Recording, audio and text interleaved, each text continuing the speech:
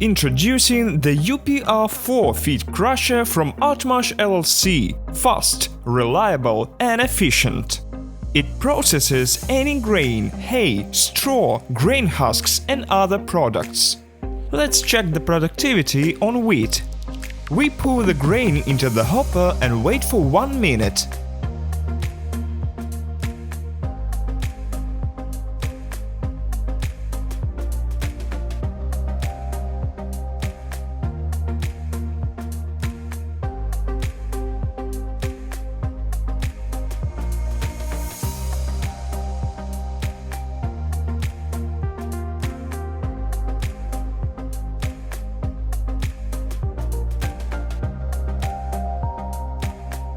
At the result, we get 9.22 kilograms of crushed feed.